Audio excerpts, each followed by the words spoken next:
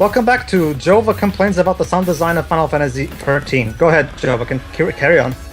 Whose stream are we listening to again here? Actually, I don't remember. Know.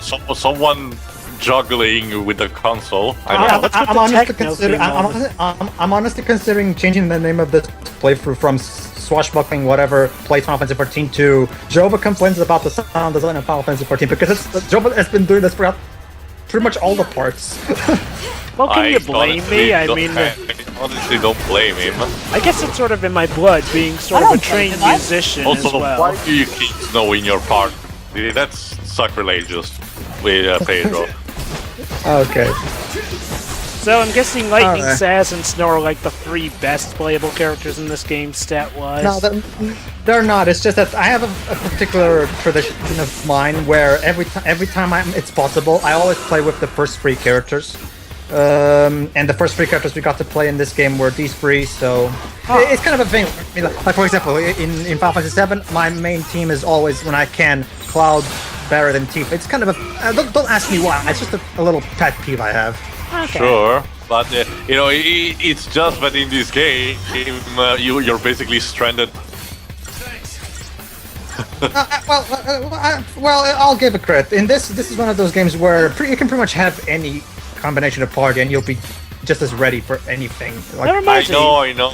Oh my god, Pedro, are you actually not mashing X? You're actually changing up your choices? No, all I'm doing is switching paradigms, Joe. But basically, I'm mashing X while sometimes pressing L1. Oh. Yeah. Never mind, I noticed... the commands varies depending your job, class, or whatever thingy. Anyway, never mind, I noticed you shifting through the menu. Allow me to get the audience ready. Allow me to get the audience ready. Okay, audience, for those who haven't played this game yet, get ready, because believe it or not, this is where the game gets bad. Yes, I'm not kidding. I'm not kidding. This is, believe it or not, we haven't actually seen the worst yet. So yeah, okay. This is the part that made a lot of people, including me, Teo, and Spoonie, to get angry and stop playing the game for a bit. Boy, it's doing it again. Doing what? That random switch through soundtracks. I mean, like, well, okay, look, I understand if it went to There he goes. Well, Okay. I'm sorry, it's just like, well, okay, let me get... Quote Matthew Mercer as Alvin, here we go again. Okay, let me get this out of the way now. Here's my big problem with how this is done. It's like, well, okay, look, if you want to switch up soundtracks while in one phase, okay, that's fine. But they've got to be soundtracks that actually make sense how you shift through them from time to time. But here, I mean, like, well, one was a techno battle theme, and the other is now the regular battle theme. I mean, there's no rhyme or reason to the swapping. Actually, let me check something, because there's a complaint similar to what you just did, Jova, on VG Cats. Really? Hold on, let me just... Alright, so basically... Yeah, keep going, meantime. So yeah, Jova, shall I change the name of the playthrough? Hey, well, I might as well. Jova, the way you say that makes it There seem you like go. you're Let me considering it. quote, let's remove the iconic music and replace it with bland cookie cutter audio. Who needs One Winged Angel when you have default audio battle music you've ever heard in every other fucking game? wow, that's pretty much a good summation. But yeah, it's like I said, when it does a random change like this, it just feels like you're plugging in an iPod and playing a playlist and putting it on repeat. The lazy way. Well, that will be having the main problem using Apple technology already, but I can see your point. Well, do you guys know any reason why they're doing it like this? I can't remember the name. But Pedro, remind me who's the composer of this game. Right, the composer of this game is Masashi Amazu. Who's Masashi Amazu? Basically, the fault is the fault in his fault. It may be basically using a particular type of switching audio, as you said. Actually, Joe, I'm pretty sure he's not the sound designer. He's just the composer. Huh. So who was responsible for that? The sound director and the sound designers, I guess. Yeah.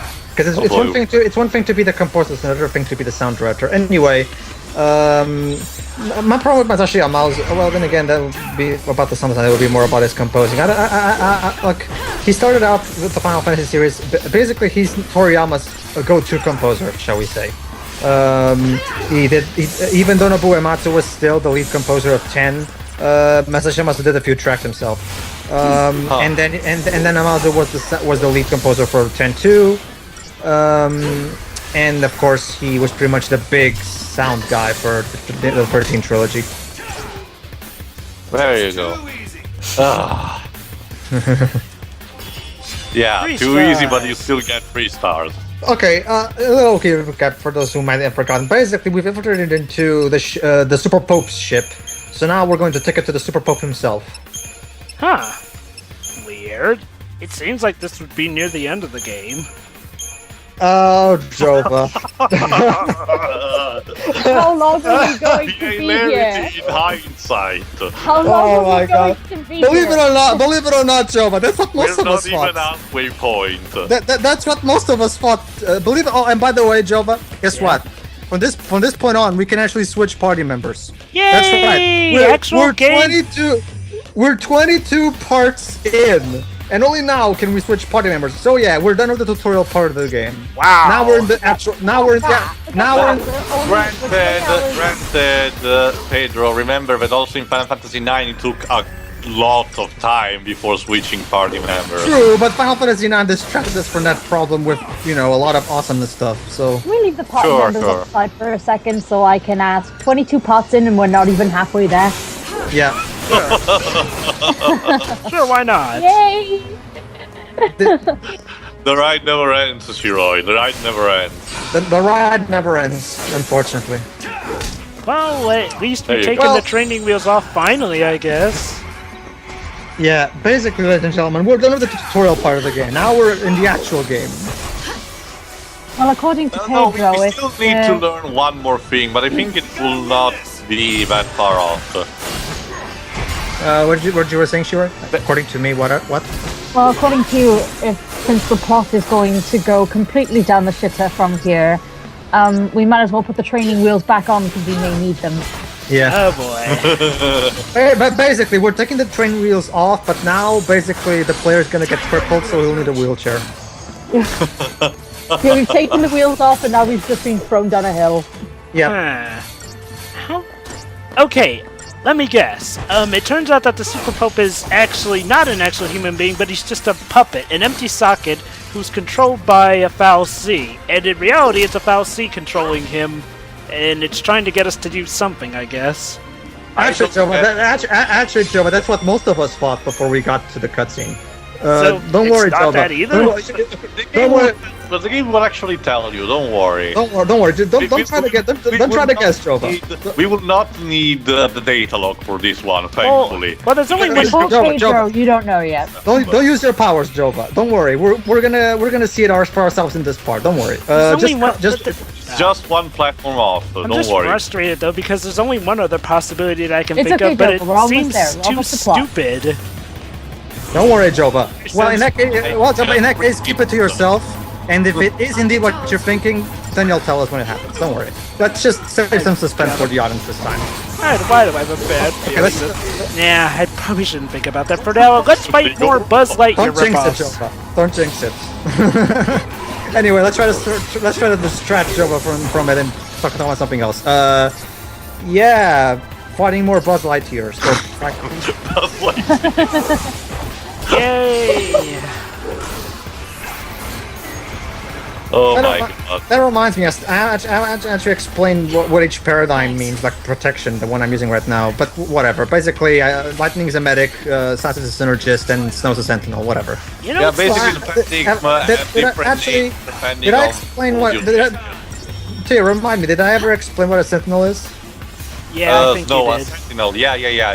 He's basically the tank. He provokes he distracts enemies and basically absorbs their damage like a sponge. You know what's a shame Yeah. is the fact that even though even though a lot more stuff is actually happening on screen than has in past battles, it's still kind of boring because of how ridiculous the battle system has been up until now. I mean, Yes, actually yes. you know what's weird? Well, Jova, again, Jova. The main priority when it comes to the battle system is to have visual spectacle rather than actual gameplay depth that engages you. I know, but here's what I'm saying. It's like, had the games... Basically, Joe, allow me to translate, Jova. I know that the gameplay sucks, but look at the pretty visuals, look at the pretty visuals! Well, that's just the sad thing. It's like, well, here it actually looks like you're doing more with the gameplay. I mean, yes, you're still mastering notes, but at least you're doing more paradigm shifts. It's like, well, here's what I would have had done. It's like, well, after a much shorter tutorial, have this, like, being, like, well, the sort of starting tier of difficulty, because this actually looks somewhat challenging, and then build up the difficulty from here. Except it took us 22 hours to get here, and this is where we're starting where the difficulty actually comes into play. Yep. Oh boy, we're almost there, don't worry. Great pacing, am I right? Yeah. Yeah. Yeah, go to one platform, fight the guys. Go to another platform, fight the guys. Alright, ladies and gentlemen. Oh boy, Now, yeah. This time around is the deal. Oh my god. Here it is, ladies and gentlemen. This is where the game becomes the critical mass. I'm not sure if I can handle this again. Don't worry, Theo. We'll persevere somehow. We have to. Hold me tight. We can't let this game get the better of us, Theo. Oh god. But first, more data log. I'm just delaying the inevitable as much as I can. Joy, what are your thoughts before we go into the rabbit hole? Too bad. I am not prepared. We're still far away from the bottom of the rabbit hole, and it's clear that there's nothing but shit at the bottom. Okay, so Shiro and Joma, are you ready for a boss fight against Nabaat? Let me guess, we're not gonna get one. Been looking for you, Nabaat. You'd think we would have, but let's just say the game's got something else planned. I'm used to this at this point. Games setting up a huge not bad bit. No, that owl reminds me a bit of. Why is that owl even there? Is it not Edwig? Not, I don't know. Whatever. Is it Cedric brought back in Final Fantasy Why don't form? you leave, Jill? Or rather, take your leave. Here we go. The usual. Build up a big bad, and then we're just gonna kill him off, just to show how more powerful I'm sorry, yes, Jova, before you ask, yes, this game has a tendency of hating fighting against human bosses. Notice how he said humans are not needed here and whatever, and he can also God. use that. Please don't tell me I was right. Hold on, Jova. Hold on. Monster! People are not yours to And yet I still want to see this guy in this city. Why? Why am I interested? Liam O'Brien? It's the voice. It's the voice, isn't it, Theo? Or even the design, probably. It's a factory built by Falsi. Oh God, please no. So Cocoon is also the Matrix. Not anymore. Oh yeah, by the way, Jova, you see the scene where Snow run into him and punch his barrier and then fall back. Get used to it. Yeah. Basically, yeah. Apparently, Snow went to watched a lot of Pokemon movies while he was growing up. Yep, just like Ash, he body checks. C was the one filling their glasses. Oh, boy. Oh, boy. No, please, no! You mean me? No. Fuck Please. me. Is he actually... Child. Should I Why say... why can I not fight you in your human form? Why? Should I say There what you go. He's the falsy. No! God dang it! Giant tank. Okay, remember, okay, allow me to explain why this is stupid, for those who missed it. My God, I actually... Remember how we've been establishing from the beginning of the game that the falsi were beyond human comprehension, and there was no, and because of that they couldn't, tell the little C specifically what their focus is, And they did not talk. That plot is now completely thrown out of the window because turns out this guy's a falsi and he can talk. So he could have given them their focuses right from the beginning, which basically the entire plot has been crumbled down and what little there was. Oh my God. It's all. Music is decent. I cannot believe the writers actually wrote this and they didn't think that maybe there was a problem with this. Really? You just destroyed your own plot. You know what's sad? You just read your entire plot. What? Pedro is collapsing. Pedro, you know what's really sad? What? You know that thing I always had at the back of my head? This was sort of my first guess, but I pretty much threw it away because I thought, no. I mean, I always thought to myself, as bad as this plot is, no way would it be so inconsistent. so idiotic, so forgetful of itself to actually make this guy a foul C, so I pretty much threw that thought away. And yet it turns out my first thought about it was right! I guess. Anyway, like this fact, let me actually explain how this boss works. As you see, this guy loves to have multiple faces on his fucking front line, so you have basically to destroy the faces before going to the main sweetie face he has, basically. Then you start charging out of an attack, and you basically need to alter your strategy in order to absorb damage in time. Basically, it's all timing. You need to absorb damage when he goes for an ultimate attack, and then topple it down when you can. Allow me to say something though. There's one bullshit thing about this boss is that, like, see, the first time I fought this boss, I didn't really think much of the other faces, so I just went straight for the main body. Here's the problem: if you don't defeat the other faces first, the boss takes a shit ton of time to lose HP. So basically, and not to mention, if you take too long... Remember, this is one of the bosses that loves to cast you the Doom status if you take too long.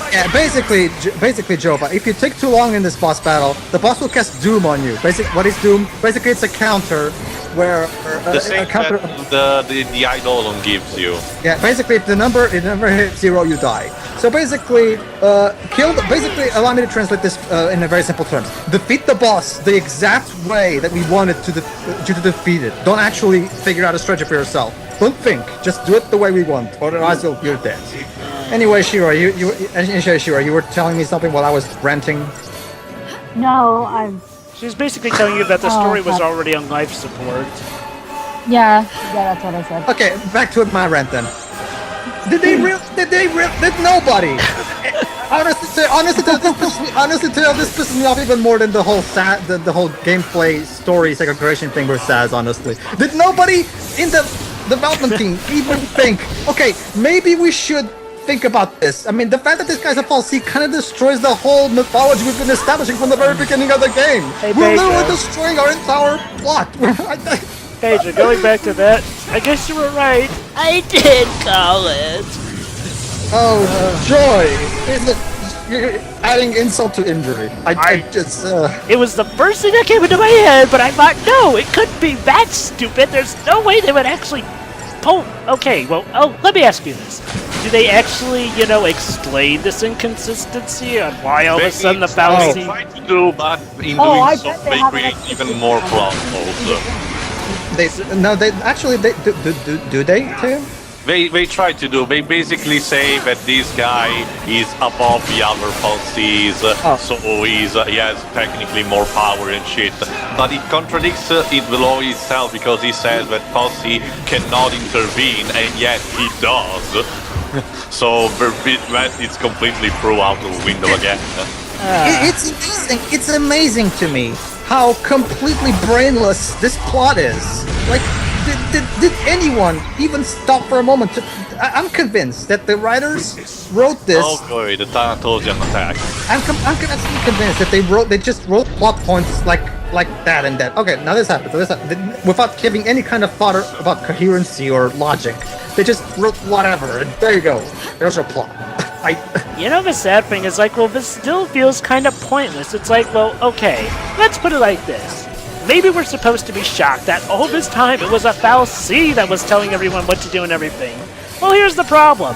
Wasn't Cocoon already, sort of bowing to the whim of the Cocoon foul C? So in essence, they were pretty much already bowing down to the people they were already bowing down to. In other words, there is no... About that, it's actually a bit more complicated. This guy has another plan in mind. He will tell you, maybe. Yeah. Wait, hold on. Let me get this straight here. You're telling me that, the reason that they revealed he was a falsi wasn't because of shock, but because he actually has another plan in mind? Yeah, I think he will actually hold after this battle will end. Yeah, basically, Jove, after we end this battle, Jove, Bartendelis, that's his real name, Bartendelis.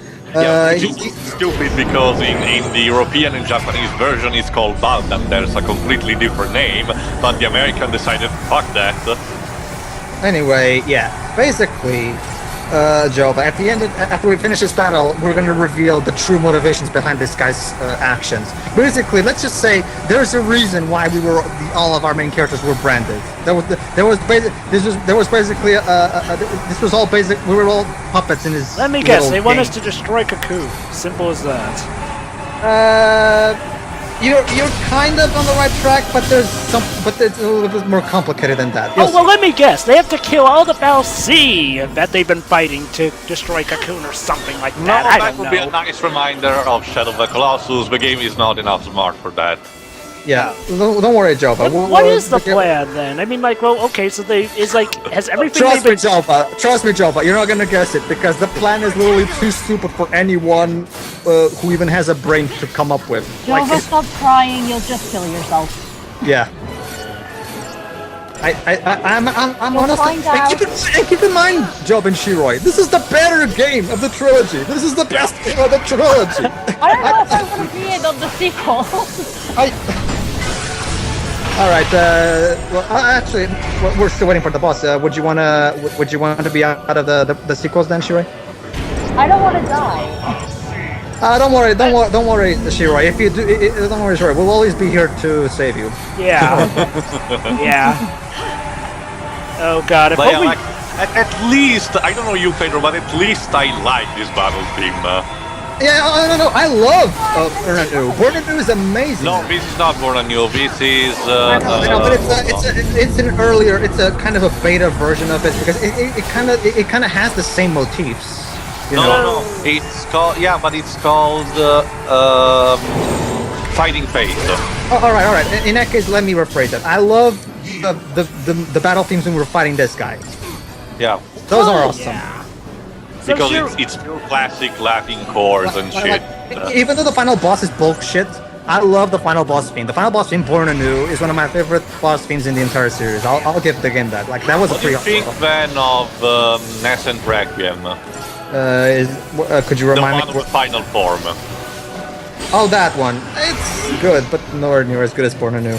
So, okay. Shiroi, what are your thoughts on this recent development? I think she wants to kill herself or something.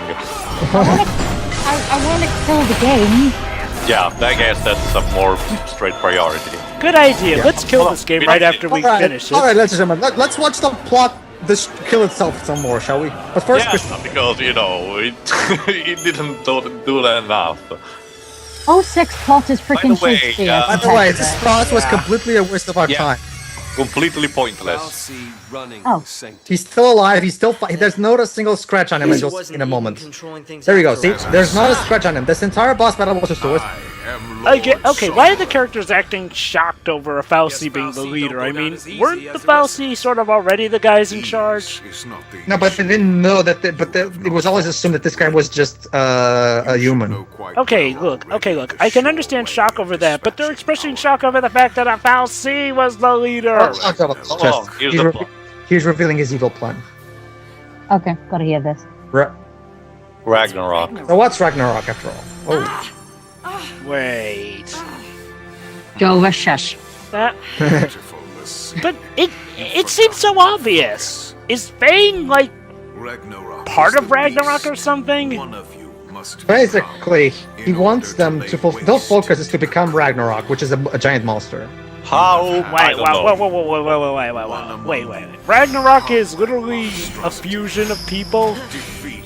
No. Basically, the Lassie have a power to Also, teleport spam, pointless teleport spam a la Ganondorf for the Legend of Zelda cartoon. Glorious. So basically, Jova, there's this being called Orphan somewhere in Cocoon that they want them he wants them to turn into Ragnarok and destroy Orphan. What's Orphan? Basically, it's a giant monster plot thing, and if they destroy it, Cocoon will be destroyed, and if Cocoon will be destroyed, a lot of people will die, and if a lot of people die at the same time, actually, I'm getting a bit ahead of myself. That's not until Sid explains it, so I guess I'll wait. Basically, he wants them to kill him. I'm not even kidding.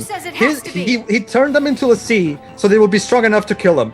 I'm not even kidding. The Superpope created warriors specifically for the purpose of killing him. Wait, hold on. But wasn't it a completely different fallacy that turned them into Lassie in the first place? That's the thing, Jova. Cocoon Lassie cannot kill Cocoon Falsi, so they had so this guy had a plan to bring that Pulse Falsi into Cocoon so that they would encounter it and be branded by them and become pulseless. Why He did didn't- not plan for exactly them. He just wanted someone, and these guys were unlucky enough to be there. Okay. Sarah's focus. Remember Sarah turning crystal at the beginning of the game? Sarah's focus was to bring them together. Did it never occur? Wait, Basically, hold Did you on. simply Wait. refuse to countenance But the wait, threat? how did Sarah get involved? Wasn't it a completely different fallacy that sort of grounded Bang No, and it was the Vanille same, that man. brought It was Sarah the into same. this? It was the same. Basically, Oh, yeah, that's right. basically the pulse falsi that branded us in the beginning of the game has been manipulated by the Superpope all this time. Oh, and by the way, Daisley now is gonna waste our time. There are so many plot holes. Okay, This entire development opens up so many plot holes. I would be here all night if I would cover them all. Okay, here's So I'm a just good. gonna I'm just gonna end by saying that this plot is stupid and move on. Okay, here's a good question. Why doesn't he just destroy Orphan himself? He cannot do that. He cannot do that because He's a cocoon falsi. He cannot harm cocoon beings. basically Wait. Orphan's a cocoon being? Plane from crashing. Yes. I don't get that joke. Funny. Okay, but yeah, going back to that. Wait. Where did they establish that Orphan was a cocoon being? Wait. Oh boy, the prawn cloud. basically, Jova, don't worry. Believe it or not, Sid is gonna come back and he's gonna explain everything to us. Basically, the characters themselves after the end of this FMV are gonna start asking those exact same questions you're asking right now, Joe. But the characters themselves don't know. And here's so another- basically, right now it's their goal to find out what exactly is The behind plot? this. I don't know. What the And plot? again, and here's another thing. We literally had a fallacy speaking to us in English, yet you'd think he would at least tell them how to get to Orphan. I mean, they don't even know where they're going, so how does he expect them to do anything? I don't know, Jova. This Fighting on his own? plot makes no sense. I mean, really, it looks like they're about to get shot down and die. Yeah, No, great. because the ship was given to them by the Superpope, so he cannot allow them to die like that. It's making Beyond Two Souls look like a freaking masterpiece. Yeah, it is. Hey, Pedro, I understand the plot of Beyond Two Souls. I don't understand what the hell is going on here. Got me? Oh, trust me, Shiroi. This plot is impenetrable. Trust me, Shiroi. Believe it or not, the plot of Lightning Returns is even more impenetrable. Like, seriously, I don't believe you. There's no way you can get even- any more confusing than this. Even game trailers said it in their review that the 13 games have always been convoluted, but Lightning Returns adds another thick layer of incomprehensible nonsense. It gets to a point where it's almost impenetrable. I'm not even kidding. That's exactly what they say in the game trailers review of Lightning Really? Returns. So, Yes. where are we now? We will tell you in a minute. Don't worry. By the way, Lightning looked like Sarah in the last scene. Just Okay, hold on. Actually, this is gonna confuse you. Okay, for some reason the airship teleported somewhere. Why? Let's just say there's someone else behind the scenes who saved them, and you'll see who and why eventually. Wait, not the Superpope? No, not the Superpope. Let's just say there's another. Let's just say the Superpope has another right-hand man. It's Sid, isn't it? Yes, it's Sid. Well, nobody gives a shit anymore at this point. Yes, Sid is going to turn out to be evil. Because because in recent games, Square has this fetish of making Sid evil for some reason. Yeah. That's Well, it stupid. works. It kind of works in Well, that actually, let me take that back. It can work. Actually, well, to be fair, I did like it in 12. In 12 it was fine, but in here it's just. It was fun to listen because he loves to ham every single second. Oh yeah, totally. Wasn't he also I actually kind of love Sid 12. Wasn't he also Go even ahead. 9? Is after the purge. No. He's actually a good guy. Oh wait, Some never people mind. misunderstood, but- Never mind. I've been mixed up with someone else. this So. what the Primarch Ignore wanted us to me. see? So, what are we doing now? All right, here it is. They're gonna start asking themselves the questions again. Do you really think our focus is what Daisley said? Here we go. it is? Well, Pay he attention. is a Okay. Falsi. You mean become Ragnarok? By the way, how never Destroy the explained. Falsi Eden and shatter Cocoon. So, That's what the vision's telling us, more or less. here's an easy solution. Don't do Hold on. anything. The Back to square That's one. Jova. Hold on. I'll get to that. Oh, I'm Hold on. even calling thoughts now. Mr. Hero! Cocoon calling Okay, Snow! basically, Snow is distraught by the fact that Sarah's focus was not, to save Cocoon. It was actually to help destroy Cocoon. So Wait, hold on. Then how did she become Crystal? You sure didn't mind He explaining absolutely convinced. No, listen, Because Jova. her wait, focus that's was right, to never mind. lure Snow Never mind. and Lightning there. Yeah, you're Basically, right. Jo- Never mind. Like I said, Makes Jova. Why would a cocoon Like I said, fall Jova. sick? The Wanna Sarah's focus destroy was to bring them all together. You're right. See- You're see- right. The only thing that changed it was Sarah at the end. Hold on. Did you notice? But it was like, I don't get it. Why would a Cocoon Fal'Cie want to destroy Cocoon? And Hope's like, that doesn't make sense. And then Hope's like, maybe it's some kind of thing we don't understand. Maybe it's some Fal'Cie thing, some kind of grand design we don't understand. The plot is literal. I'm not even kidding. Basically, Jova, you're not supposed to understand what's going on. Well, dang it, I'm gonna try. The plot literally, the plot is completely unintelligible, and the game even admits it. Well, I'm sure there's something at the end of this tunnel. Someone needs to take his pills. The amazement of the Lassie, the Primarch reveals himself to be a Fal'Cie whose name is Bartan whatever that is. Showing nothing of contempt for his human tools, he proceeds to casually slaughter Colonel Nabaat, what a waste of a good fight, and her subordinates. Okay, Jova, question. Last time I asked you, you said it was a possible candidate, but now that we've seen this particular development in the story, are you ready to say that maybe 13's plot might just be the worstly told story you've ever seen in any medium? I have a feeling that, well, yes, Pedro, yes. Currently, it is the worst I've ever seen. As far as I've lived so far, I'm sure there'll be something worse around the corner, but yes, at this point, it is the worstly put together plot. Everyone, Skip Woods, Aaron Kruger, David Cage, some other convoluted writer, they are all better than this story.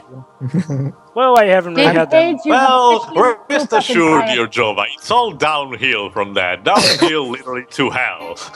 Basically, Jova, believe it or not, Jova, it doesn't stop getting worse until we end Lightning Returns. Believe it or not, it's gonna get worse and worse and worse and worse. This is not. It's literally, Pedro, suddenly realized it's literally like the Islander franchise, with the difference that even the first instance is terrible. It's like they went out of. It's like they went out of the way to make the worst thing. Explain to you, Jova. No. I wasn't talking about that. I just noticed on Sarah's profile, it ended on the question: was she just a pawn of the? Was she just an unwitting pawn? It's like, okay, don't we know the answer to that question that she was a pawn, or is Jova? Wait, or are they building up to something more? No, Jova, they're not. They're not. Don't worry. You wish. The game is just trying to keep you on suspense, doing it, and it's basically a false fake out, Jova. So when you think about it, there's kind of no purpose currently for what they need to do. I mean, aside from the purpose given to the Okay, before we end this part, allow me to say what Jova was talking about. As Jova said, well, if killing the villain destroys the world, then just don't do it. Here's the problem, Jova. That's exactly what me, Theo, and Spoonie kept saying. Then don't do it. Then don't do it. But they still do it for no reason. I'm not even kidding. If we kill the bad guy, the world explodes, but we're going to do it anyway because, well, this plot has to go somewhere. This plot has to end somehow. Oh my god. Don't worry, Pedro. I'm sure they'll pull something out of their rear ends to save the world. Anyway, ladies and gentlemen, see what will happen next. Is the plot in the next part? The plot gets even stupider. Really? Jova complains more about the sound design. So look forward to the next Final Fantasy XIV part. See you then. Yay.